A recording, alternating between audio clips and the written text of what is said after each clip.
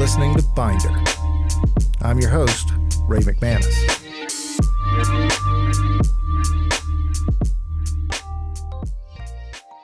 All right. Well, hey everybody. It's good to be back, and actually in studio, sort of. We're live. Lie, Ray. Don't lie to our wonderful audience. We're in producer Drew's office. We're doing everything we can right now to hide from sounds of drills and hammers and saws, and this is a nice space, Drew. You got a nice view here. Oh, thank you. I keep my back to the window at all times, but I'm sure it looks great out there. Yeah, I would imagine you would have to. If I were facing the window, I wouldn't get anything done. I mean, just be staring outside at cars. Yeah. Well, my window, listeners, actually looks out onto the plaza, so you can imagine all the amazing things I see. It's just mostly dogs. It's like a bunch of awesome dogs. Everyone's got their awesome dog out there. Yes. No one will be paying attention to that. So I'm not allowed to look at the window. That's a self-imposed rule, by the way. The museum doesn't make me not look through the window. They embrace me looking through windows. Yeah. I'm the one that chooses not to. Fun fact, in my office, I too purposely sit so that I can't look out the window. Ray and I are a Venn diagram that is really a circle. It really is, which is beautiful and scary at the same time. Including our facial hair currently. But you'll just have to say my word on that.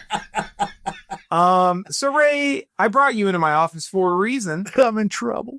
No, I brought you because I'm planning a surprise party for the CMA because it's turning 75 like 2 days ago. Yeah, it's a really bad party. It's like one of those like really late. It's a late surprise party. Belated surprise. It's more surprising that way. Right. They'll never expect it. Yeah, man, that's wild, dude. 75 years. Isn't that crazy? So literally on March 23rd, the goal is to be out on March 25th. So if you're listening to this day of, it was 2 days ago. In 1950, so 75 years and 2 days ago, the Columbia Museum opened its first ever exhibition.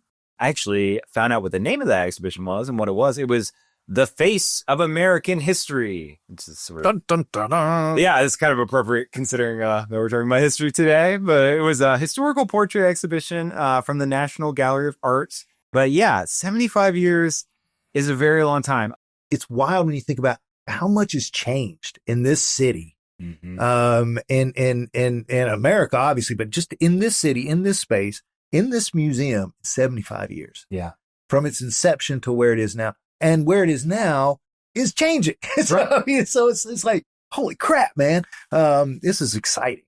Yeah. I mean, we were talking earlier off mic about the first exhibition I ever went to here at the Columbia Museum of Art, which was Who Shot Rock and Roll. It's convenient we're sitting in my office because I actually have a Who Shot Rock poster right above my computer screen, which I get to see way more than my window. When I first came here, I mean, I'll be frank, Main Street was very different. It was a lot less active. Yes. And to see the transformation that's happened over the last 10, 15 years is just really fascinating. Yeah. And that's just in the time I've been here. You know, you have a much longer view than me. You were telling me not a much longer view. You have a slightly longer view than I do. So I mean, you've seen the transition of Columbia in general. Well, Columbia for the longest time, I mean, was really just a very working class city. I mean, you know, and there's still elements of it that really pays, homage to that. But there's always been something that's been central to its core. And that's really been the art of, not just this country, of the world, but specifically of this place. And the people that wanted to celebrate that and to preserve that and to, most importantly, share that.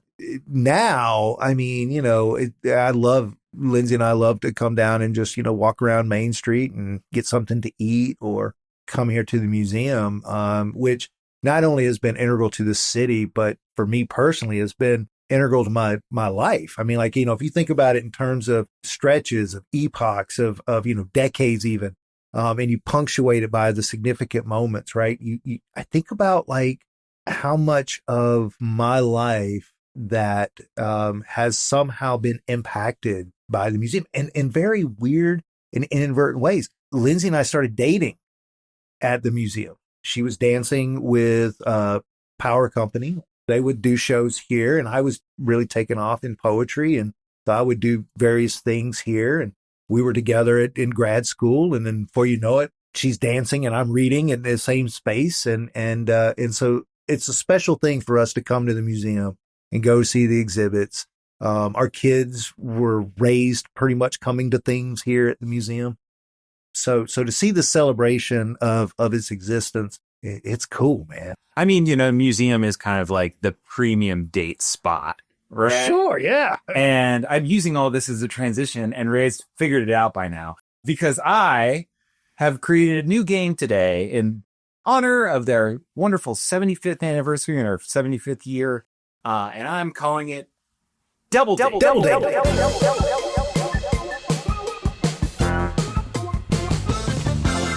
I think a lot of like what builds a museum and what builds a museum's history is its acquisitions, right?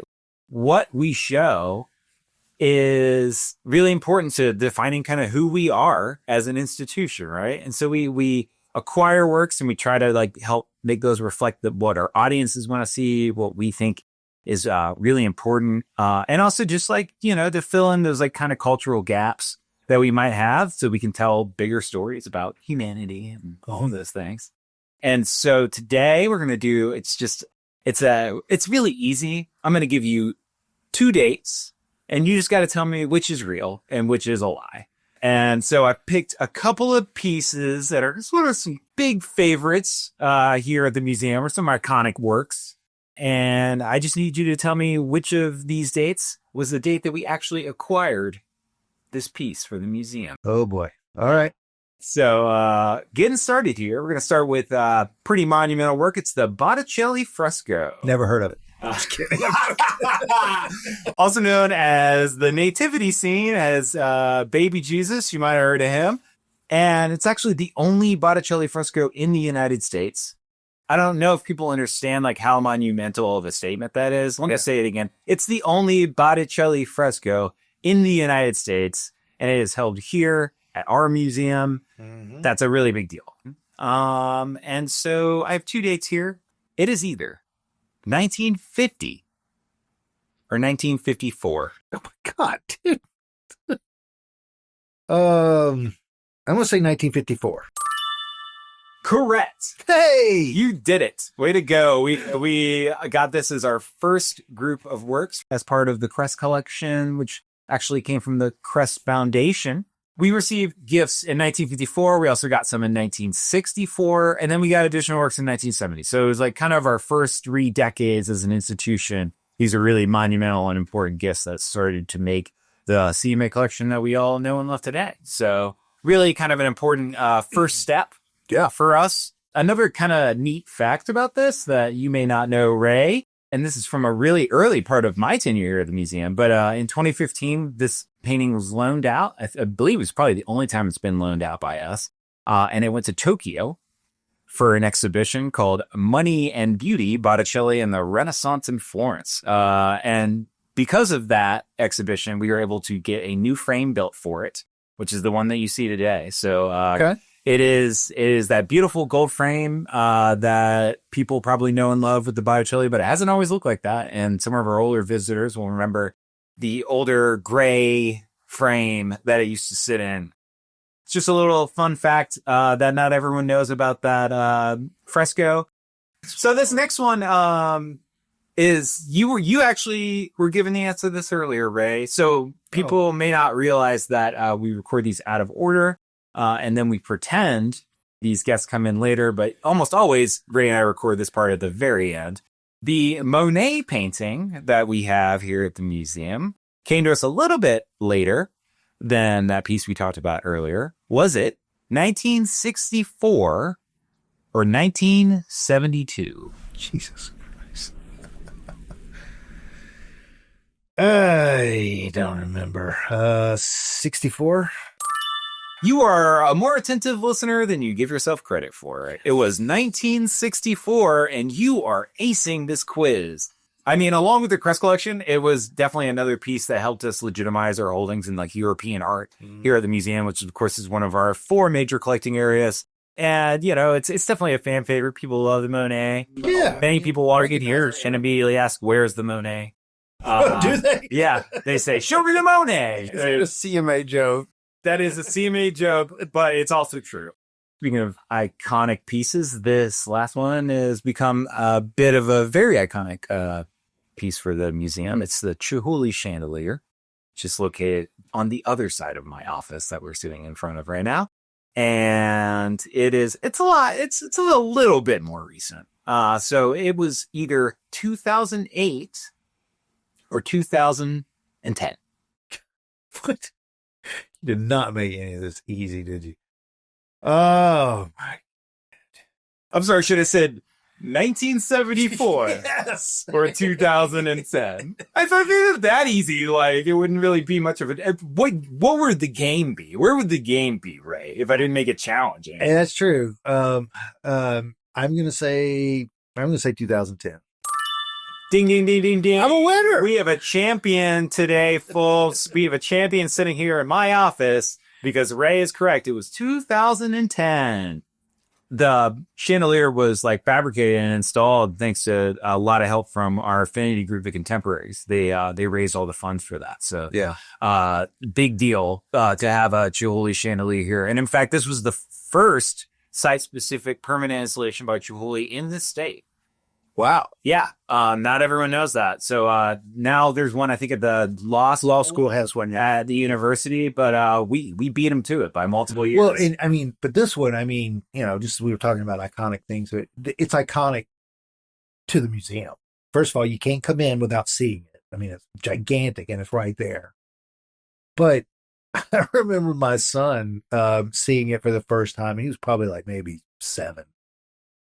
And he kept talking about how it made he wished he could eat it. Because it does. It looks like ribbon candy or something. It does. It's so beautiful and elegant. That is, you know, probably not a piece that people spend as much time with just because you know you can see it from wherever you are. But it's truly one of the most beautiful pieces that I think I you know is so intricate and gigantic. Can I say that again? It's gigantic. You can. And in fact, I can tell you how gigantic it is, or at least, you know, some approximation of how much it takes to beat that gigantic, if that makes any sense, which I don't think that it does. But it's made out of 798 individual pieces. Wow. In 11 different shapes. Isn't that interesting? That's pretty interesting. There's a really cool time lapse that you can see on our YouTube channel that actually shows the installation process. It took multiple days, a ton of different people on scissorless. And yeah, it was slow, meticulous, and you got to do it right because any one of those pieces gone is going to ruin. Ruins the whole thing, right? Yeah. So I always find that really interesting, and obviously a really iconic piece here at the museum. And I mean, we have tons of iconic pieces. I could have like picked a whole slew of other ones, and people still would have been like, "Oh yeah, that one," you know. Yeah. So if you are listening right now and I didn't name your piece, you can email me at raymcmanus@gmail.com and send your complaints. But yeah, I think with that, the NLX have proved that they are tired of hearing me. So I have decided to step down from the mic and to hand it back over to people that rightfully deserve it, that actually know a little something. So Ray, I have a few people here today to talk to you that know a little something about this museum, a lot more than I ever will. Well, you and me both, brother. Let's let's bring in Noelle Nelson and talk to her.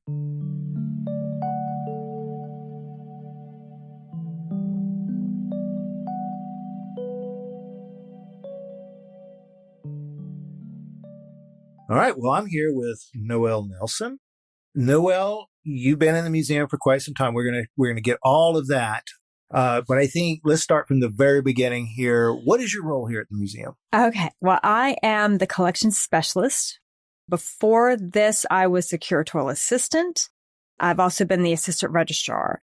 But as collection specialist, I work with the curators and the registrar to build and maintain the permanent collection. I conduct research. I support all exhibition installations and strikes, which means the deinstallations. I solve mysteries in general. So like research mysteries, or somebody asked me like, how long has this been here? And I solved that. I solved 3 of those today, actually. And I work with the collections committee. Wow, that is a lot.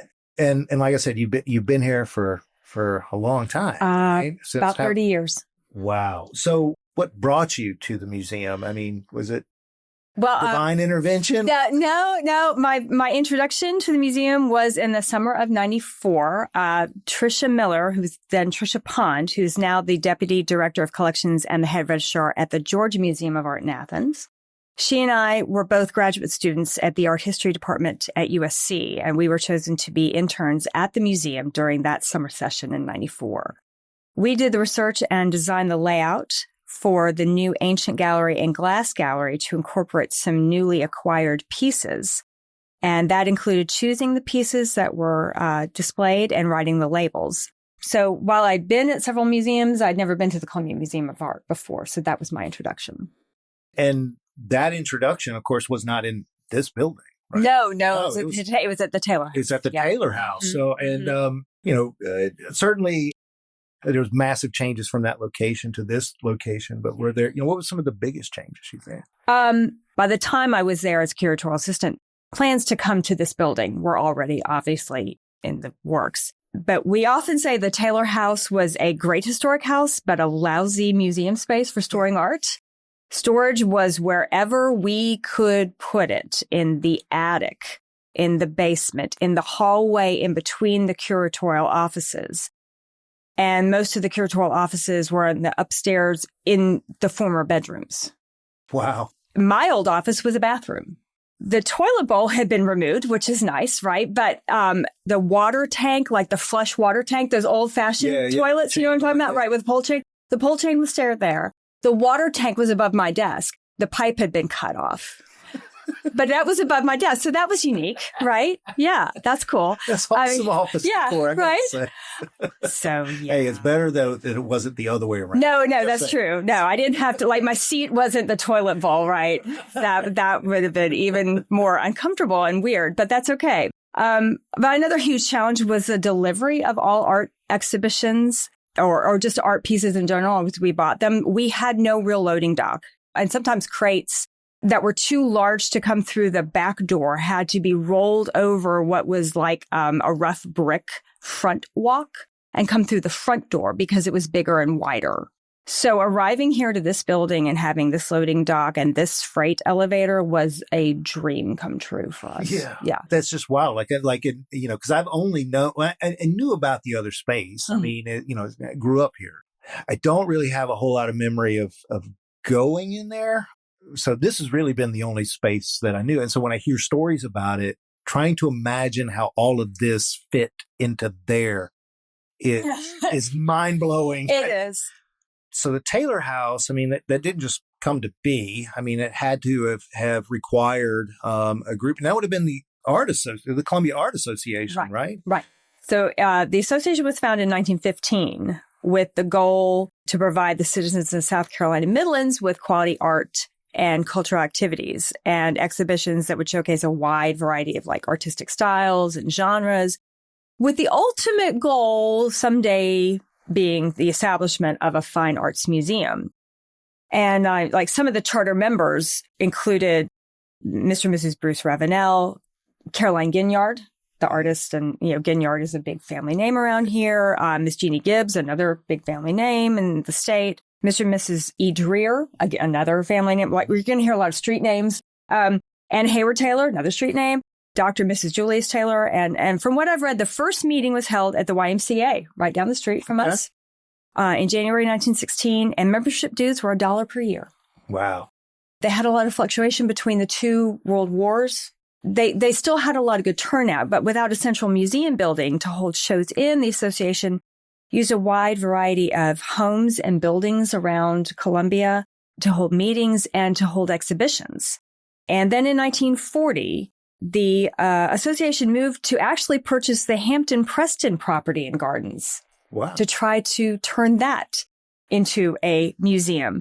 And a big fundraising drive was launched, but adequate funding was never realized. And I think a big part of that was it was during the war, right? And people were kind of occupied with other things.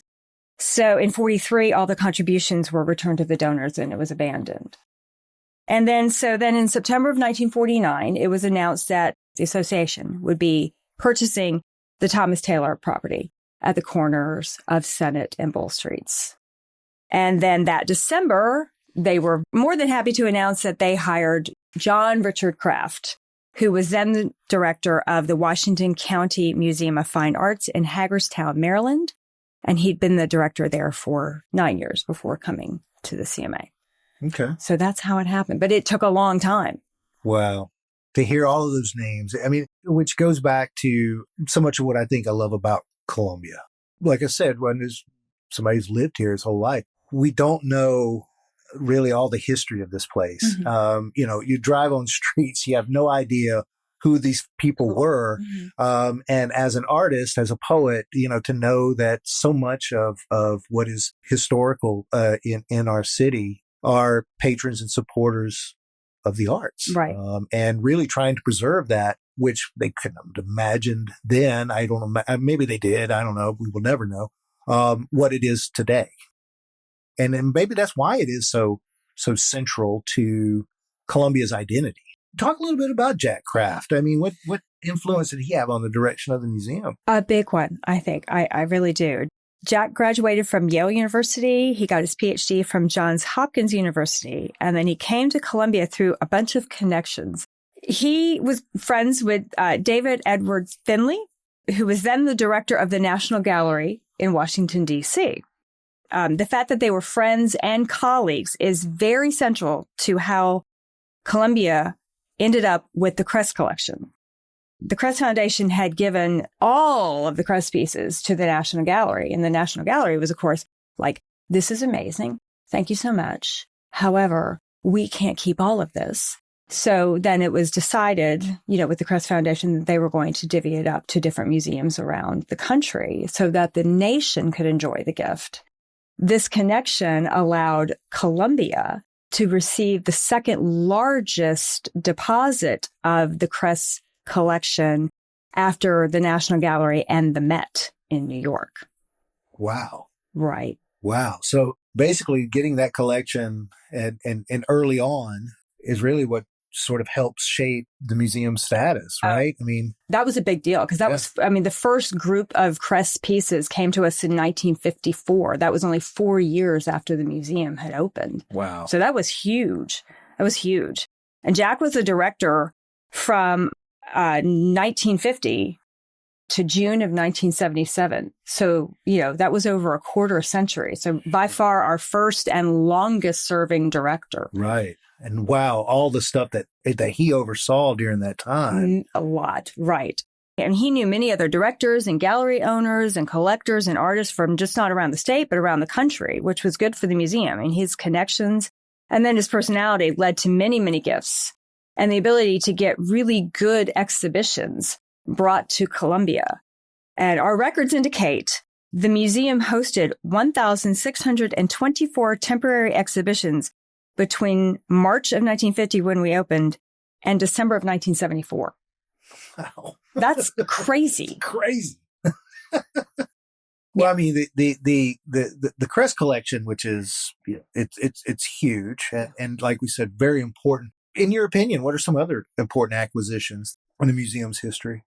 Well, I would say definitely the portrait of Philip IV, King of Spain by Juan de Pareja. That's a really big one. We received that in 1950, so our first year. And there are only 9 known works in existence by Juan de Pareja. Juan de Pareja was the enslaved assistant to Velázquez. And then he was granted his freedom and he became a painter of his own right. But it's very unusual for here, like Columbia, South Carolina. We have a Juan de Pareja of old things, and we got it on our first year. And then in 1951, the museum's first purchase was a portrait of General George Washington by Charles Willson Peale. Charles Willson Peale was a very important early American painter, very influential, who also in his spare time served in the militia, the Continental Army, the Sons of Liberty. And also as a little side project, he founded the Philadelphia Museum. Not very busy guy. But this was a big deal, really, because it was a big purchase for a very young museum. And it's a nice painting. And then obviously in 64, the Monet came. This little Monet. Yeah. Not a big deal, right? Yeah, that was a nice gift for us to get. About time. Yeah. Beyond just the aesthetic quality and the historical significance of the work, to know that the museum houses pieces of only, one of two in the country, or, with that kind of prominence here in little old Columbia, South Carolina, I think that is absolutely amazing. And I don't think a lot of folks know that. I agree. What's so amazing about it, looking at the sort of museum's trajectory, its history, is that, even from the very beginning all the way to this day, this mission of preserving art that is important to the greater good, to the greater community, right? That it's not just about an individual perspective from, I just like this one and I want to have this in the museum, but to see even as early on back then, why this is going to be important, not just today, but going to be important 50 years from now. Mm-hmm. That preservation is so, so important. I want us to fast forward just a touch. So this was a Macy's. Yes. I remember seeing it. I don't think I've ever been in it, when it was a Macy's. And if I did, I mean, who has memories of department stores unless they really, grew up and ran around in them or something? But I would imagine there would be some pretty significant challenges, right? I mean, to the structure, everything, and probably having to resist a little bit of going from a space that's so small to expansive. So what were some of the challenges structurally and even trying to figure out what to do with the space once it was done? When we moved here, the chief curator was William Bill Bodine. It was Bill Bodine. And then the associate curator was Kevin Tucker. So they were the ones who were really kind of working with the architects all the time and kind of shaping what the galleries were going to look like. And not just the galleries, but the curatorial spaces. But I remember them saying that there are large support columns every, I'm not good at this, 15, 20 feet that you can still see like down in the lobby. And in the galleries, they had to be buried in the walls so that they wouldn't be in the eyesores, or they wouldn't be in the way of the walls and the art. And then the other things I know of are the earthquake support beams that you can see examples of those in the small conference room down the hall here, and also in the loft space. We're glad they're there. We don't want them not to be there, but they had to work around those. But other than that, I don't know of any other bad things compared to coming from the Taylor House, where everything was like tight and old and narrow and, restrictive. And, coming here, it was like, it was just so much space, and like the vault downstairs the first time I walked into that vault, actually all of us curatorial, like Mike and Cindy, and we walked into that vault and it was like, oh my gosh, it was just so much space and it was so clean. Yeah. And it was just, it was heaven. It was heaven. Kind of like that, the hills are alive. With right. Yeah. It was feeling, like you could hear angels singing and like, yeah. It was amazing. It was incredible. So, the excitement obviously internally was there. How about the public? What was their reaction to it was big. Yeah. The public response when we opened in that July of 98, it was pretty incredible. We had lines wrapped around the block. People came who had really actually lived in Columbia all their life, but they'd never been to the museum. And I think people were stunned at the size and the grandeur of the new galleries and how good the art looked in them. And also that we were able to get so much more of the art hung in those galleries with the larger spaces and see what was then state of the art lighting technology, because back then it was just incredible.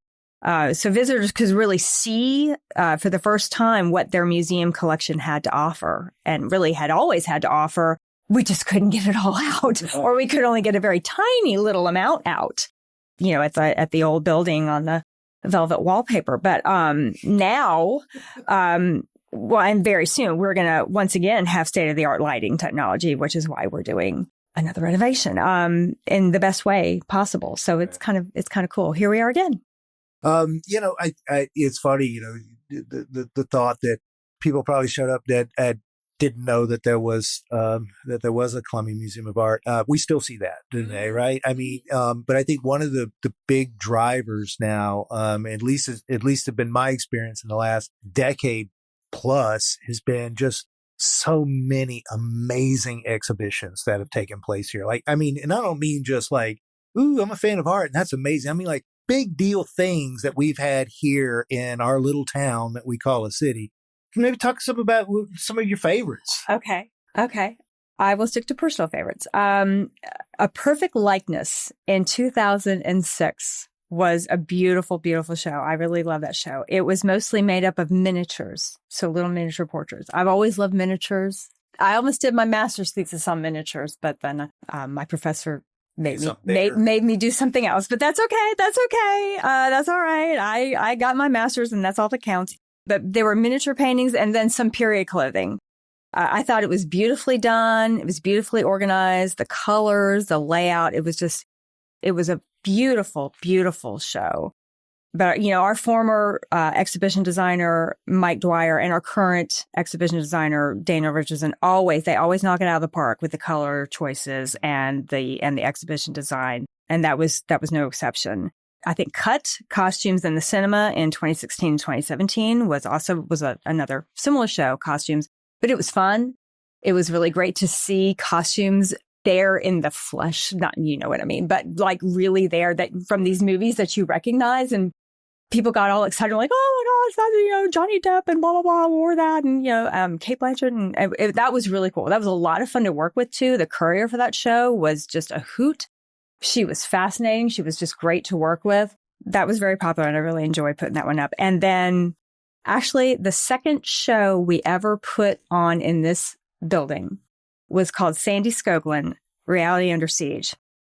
And it opened in October of 98. And while that show was so hard to work on because it was very labor intensive, it was a lot of minute details, but it was great because she was here to help us install.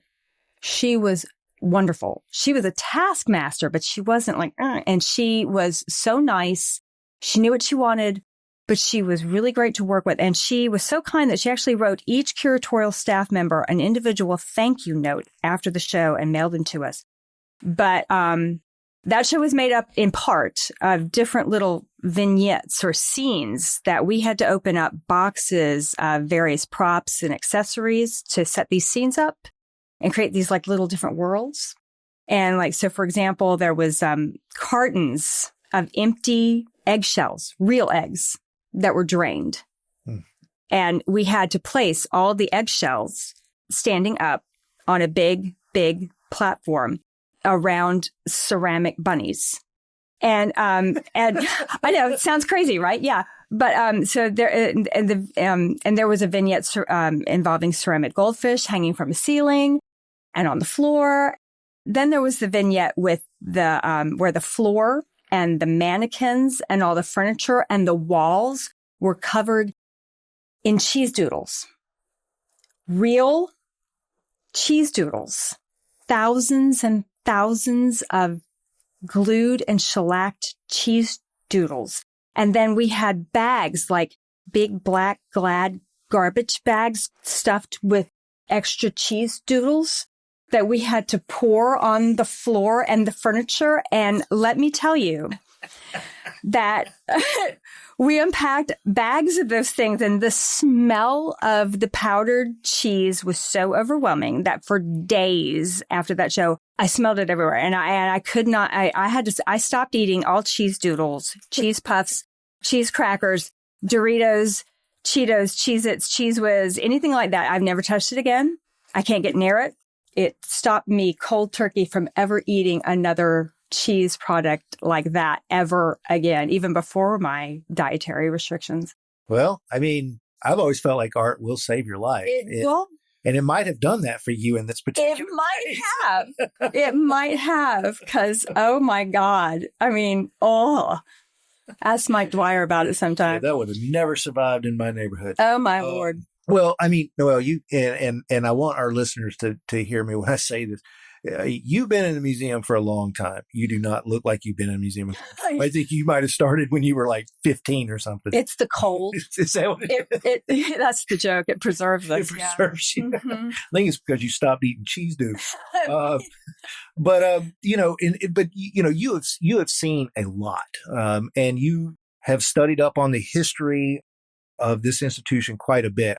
But I know there's got to be some anecdotal, maybe funny stories, maybe something surprising, something heartwarming, something personal beyond just the sort of, historical timeline that only you would have been able to experience because you've been here.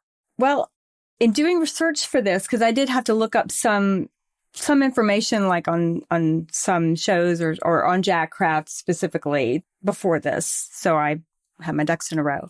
I did come across something on a staff member who was before my time.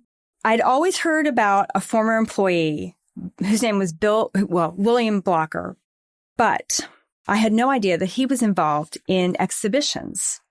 And I didn't know he was at the museum for so long.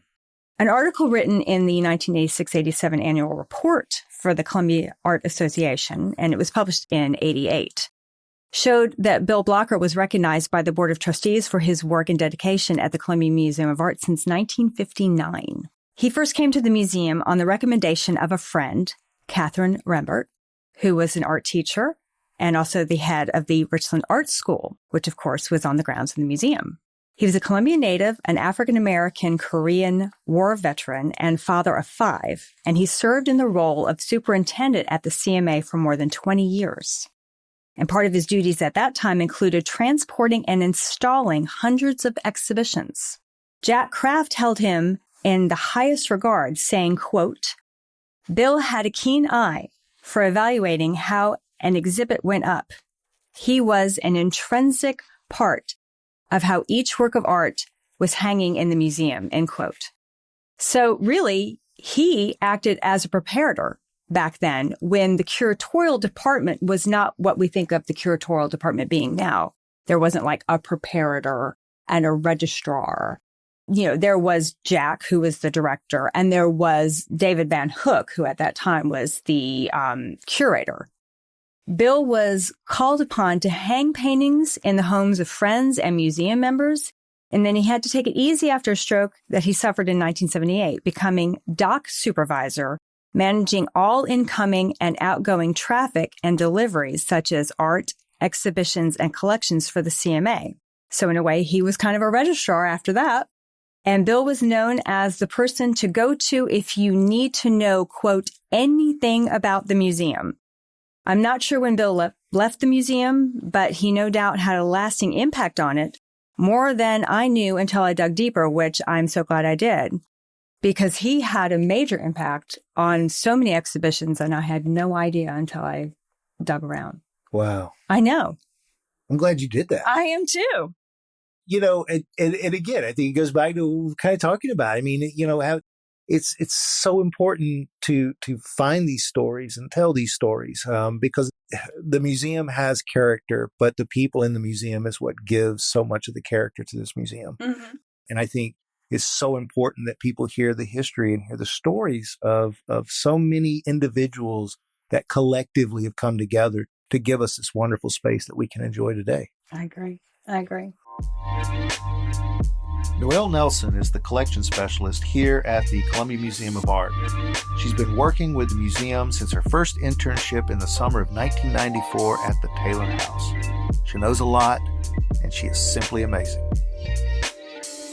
After the break, it's really important in places like art museums that have had a reputation as being overly elite or not for me, is to be able to come in and recognize yourself. Joelle Ryan Cook, my friend, when we return.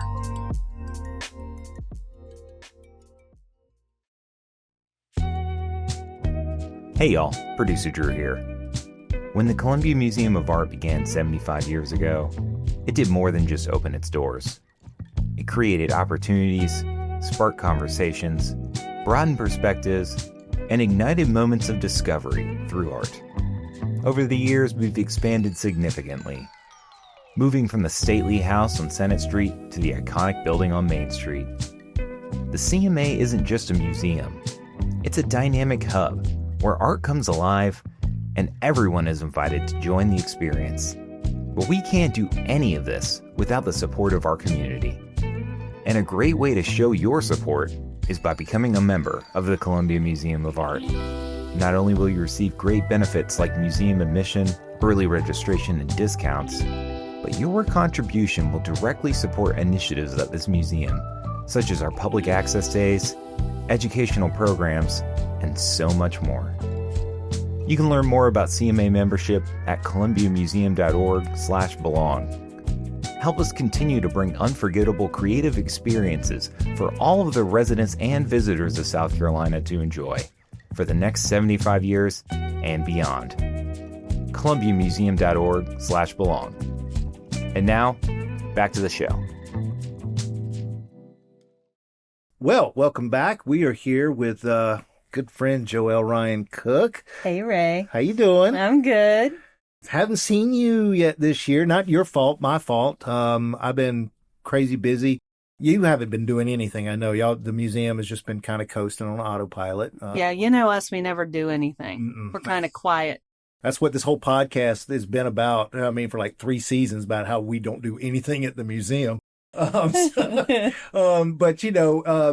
thought it'd be really cool to have you on this particular episode, because obviously there's a lot happening in the museum, but there's something really big that's happened at the museum, or will be happening at the museum.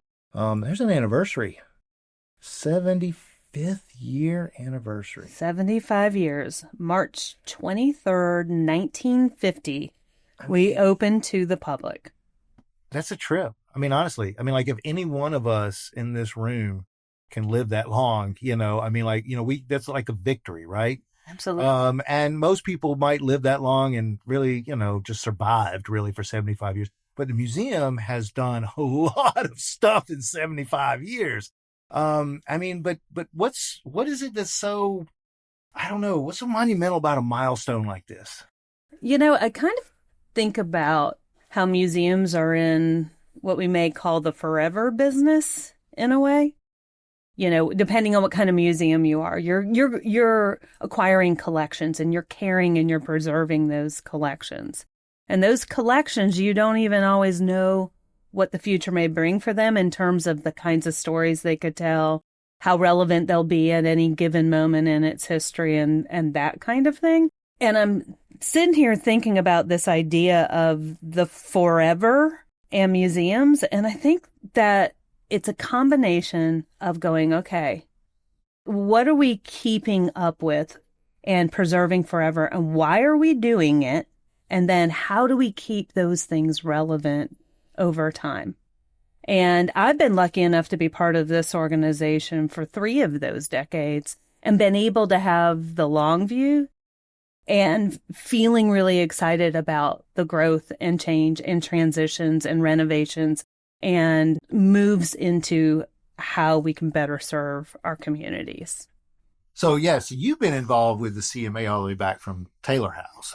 Yeah, I was a docent, started as a docent in 1993 in my mid-20s. As we think about ourselves as people, we grow and change. You can kind of look at every decade and go, okay, what's the through line that stays the same? What are your core values that stay the same or maybe grow and enhance over time? And then how are you approaching life? We're doing the same thing as a museum over 75 years. And I think what's really interesting is you can go back to the beginning of the museum and pull out these archive boxes and go, oh, that through line actually started earlier than I thought it was. Or we've come full circle several times to what was important at the museum then in 1950 and through the decades, and what maybe waxed and waned, and then what came back around, and then what maybe is a first time. Which is so important, right? Because not only does it provide the value of what you're doing now, but it signals the significance of the amount of time that it takes to develop the things that are happening now. Like we've talked about this before on the show about there's nothing new under the sun, or what is an original thought these days, But the fact is that it's time itself that changes. It's not the ideas, it's not thought, it's everything else around us. But it's inevitable, I think, when you look back at 3 decades, like you said, you could do it with your own life, you could do it, but certainly with the museum, it's always punctuated, right, by certain highlights, moments, peaks, if you will, the things that were just, significant. Can you talk about maybe some things that you just saw as like significant changes that you might have witnessed in, 3 decades? I mean, that's not a, it's a lot. So, I had the opportunity to work in the Taylor House before we started shutting any of it down, to move over here to the 1998 facility on Main Street. And it's amazing what physical space does. Physical space can give you opportunity if it's really strategically thought through in a pretty incredible way. It's also technology. So we're sitting here together with producer Drew, who we've been together long enough, the 3 of us, to watch technology change the way that we have done things, let alone when I first started at the museum. I think I had the 2nd computer in the education department in the history of the museum in the 90s. But all of those things change the way the museum can think about its work, right? So you've got physical space, you've got technology. And so when I think about it, there's the people business we're in and the art business we're in. But when I think about it, all of those things are tools that have really helped shape what we could do. And so we did that also in the 2018 renovation. The physical space changed and delivered more tools to us so that we could see how we could better serve our South Carolina audiences for art. So I think that that's one of the things that I really paid attention to. And then the outside of that, the transformational moments, I think, are really about content and content engagement. In my career, I came up through the education department. So I was a docent, I was giving tours. And then I was an intern teaching about Renaissance art to the volunteer corps. So my career has always been about that passion for the audience engagement piece. And I would say that is one of the major changes I've been able to see in my career. So here's an example. When we opened this building in 1998 in the summer, we had 1 week of summer camp and we served 15 students. We just launched our summer camp registration for this year. There are 34 summer camps, and that word's going to serve over 500 students in a very immersive way. That's wild. That is a very big change. Yeah. And that, I think what's interesting is the story of the through line that I've just discovered is that from the inception of the physical museum, 1950, there were conversations around education. Yeah. Yeah. And we were a leader in the state capital on making arts education parts of the school. And I am fully just discovering what this really looked like. So that's that advancement that we've done as the more modern era of CMA, but then pointing back to a core value that was there from the very beginning. Yeah, that is cool. That is so cool. I want to come back to the space because I think physical space, you're right. You can't deny that, right? You cannot deny what it has transformed from to what it is transformed to and what it is continuously transforming.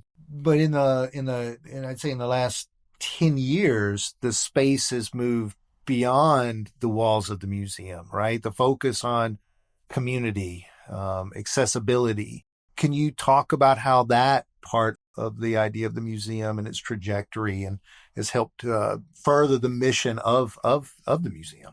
You know, I really think that idea, if we're making space for community to serve the state of South Carolina, it really falls into what I would call the passion projects of the museum. I think the staff is really motivated by the idea of taking the high quality experiences that we have here at the museum and trying to reach more and more people.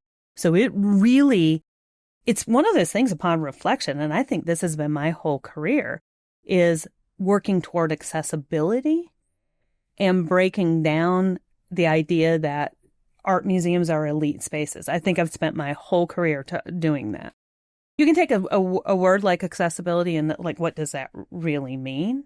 So we've really kind of created a shorthand way of thinking about it and strategically designing it, which is kind of 4 dimensions for us. So we've got financial accessibility. I think in a state that is a lower income state.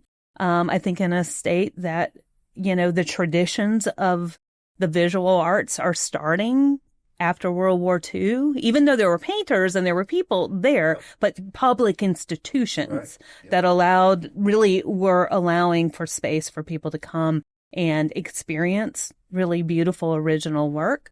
That, I think, is really an important point.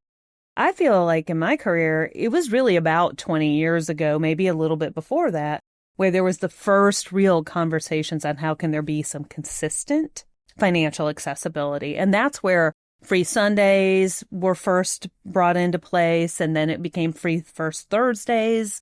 And then where it's come all the way to a really beautiful space is out last summer, where we piloted our first year of a 3-year grant for free summers at the CMA for all South Carolina residents.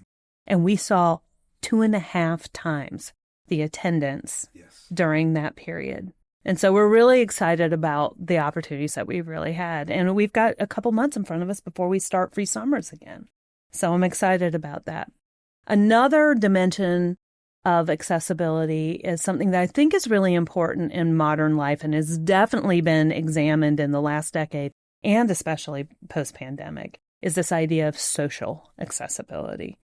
People are really looking for things to do together.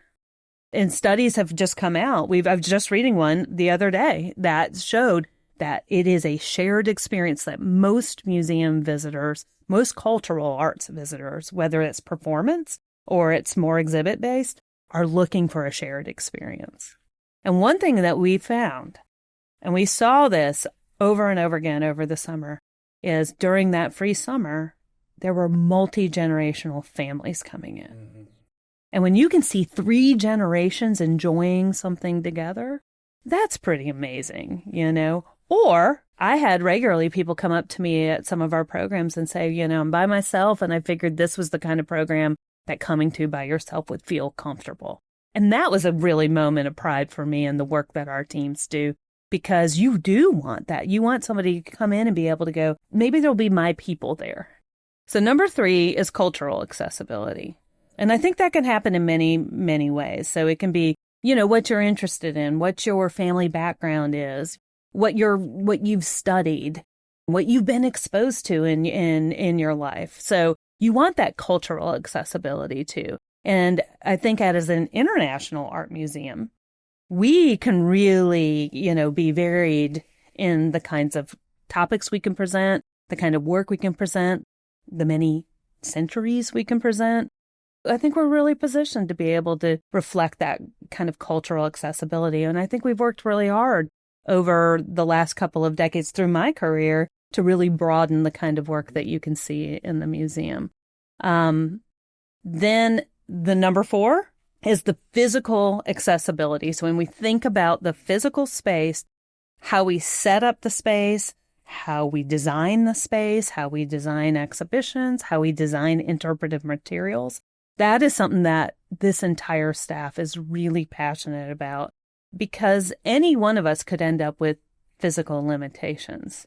I think it's really important that we think about that. And we will always have ongoing work going on to think about how can we better do things in our building. We've gotten some great South Carolina Arts Commission grants, which has given us funds to help us figure out how do you put automatic door openers on heavy doors? How do you have the right kind of seating that's mobile that people can use as they might want to spend a lot of time in 26 galleries if they're here? That's a lot of walk-in and stand-in.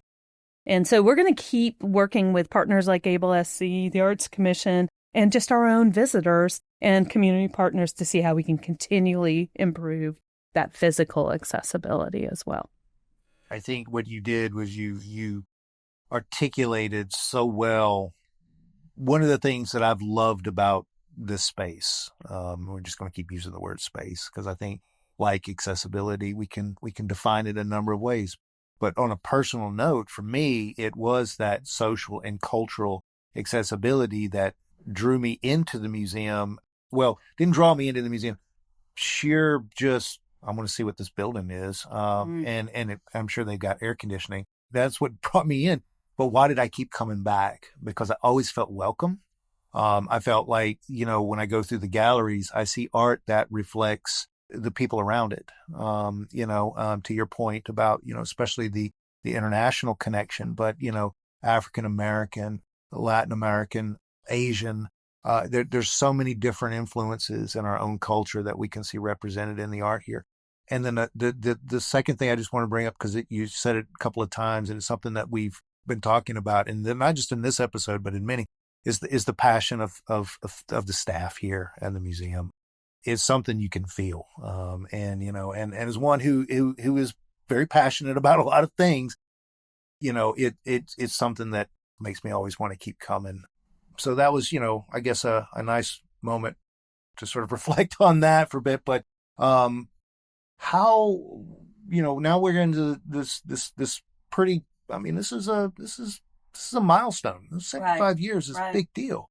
What are y'all doing? What are we doing, I should say?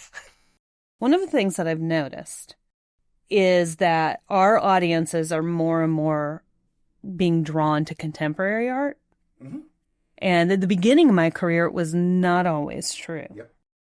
And a huge part of our audiences now are Gen Xers and millennials and Gen Z. And I think that these generations are very interested in the complexities and the unique and the, hey, what is going on here that is happening in contemporary art? So what I think that has gotten me excited about is we have acquired a lot more contemporary art in our time here at the Main Street facility and in recent years. And so that acquiring of those pieces, some of them are really big, and really powerful, where you just, you get immersed into a painting because of its sheer size. Those are powerful experiences with original art. And then some of them just are deeply unexpected. And so I think that contemporary art change is going to be reflected as we reopen galleries in January 2026. So I think I would say the staff, and I do a lot of facilitation of strategic planning with staff, is most excited about is what the next iteration of the reinstallation of 20 galleries is going to look like from our collection standpoint. And, the curators are, kind of still at the last stages of filling out what that's going to look like. A bunch of us as staff have had the opportunity to talk to them about it, see where their brains are going. They are really open to that feedback in a collaborative way, which is really exciting to me to see that. And just looking at their planning, there are going to be so many works on view that have never been seen here, or were just acquired by this organization or came in recent years. And I think that's going to be some of the most exciting stuff we can do. And then have those in conversation with collections that have been beloved for a very long time.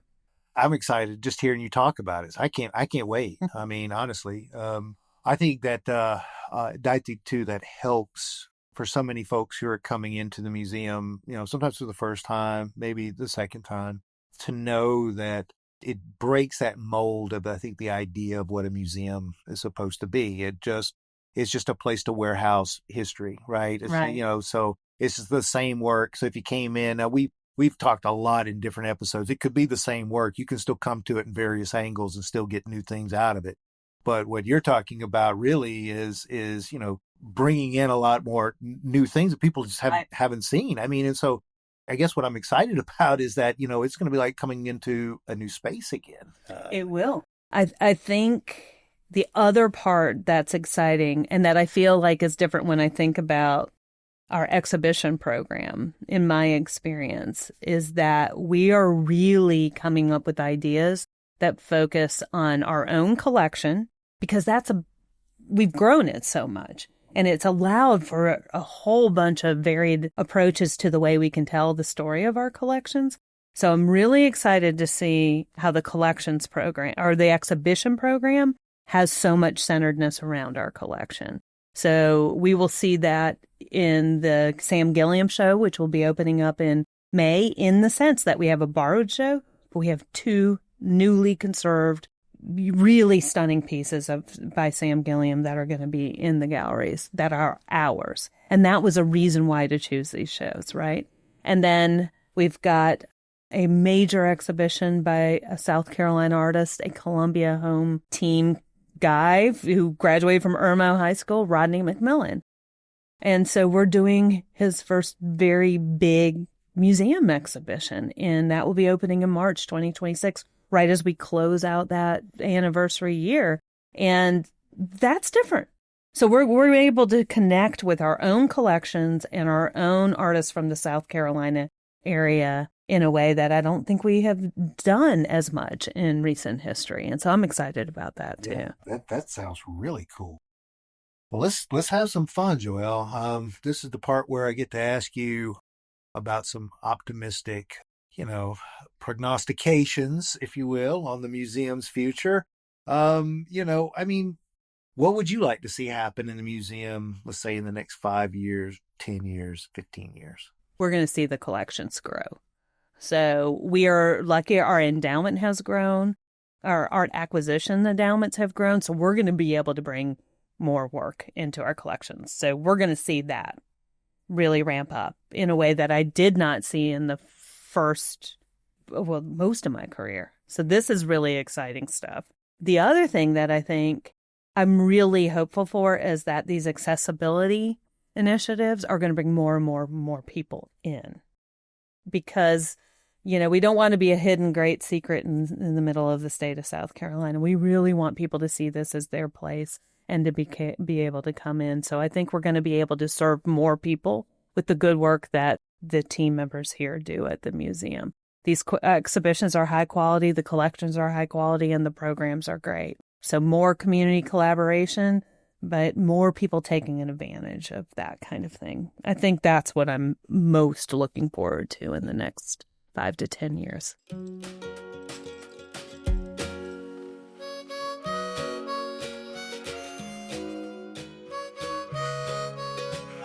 Joelle Ryan Cook is the Deputy Director here at the Columbia Museum of Art.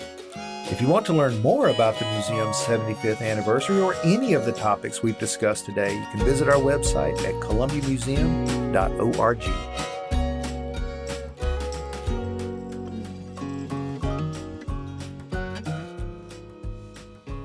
Any anniversary is a wonderful time to pause and reflect how far you've come.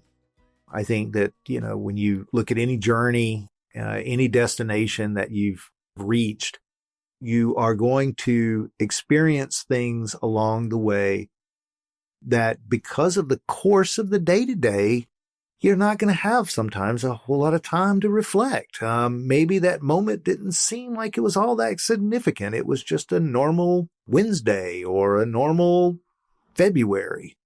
But when you look back on an anniversary, you might find that that particular month or that particular day might have been just that day or that month that catapulted, that changed direction, that put you on a path towards something so amazing that you could not have possibly comprehended at that moment, because you were just busy doing the thing, whatever the thing was. So take a moment.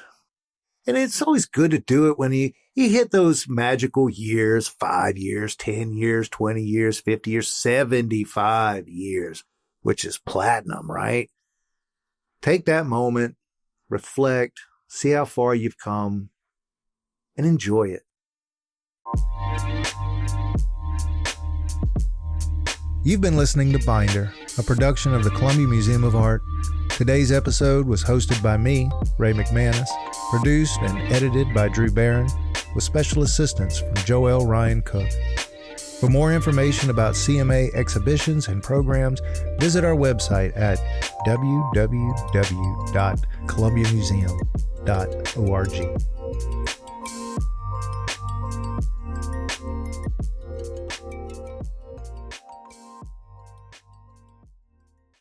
I was gonna do this whole bit, or it was just It'll be like a theme song. yeah, I'll do. It's definitely gonna be real good. But I thought about doing this whole bit where I was just like, today's contestant is Ray McManus. Ray's a poet from Lexington, South Carolina.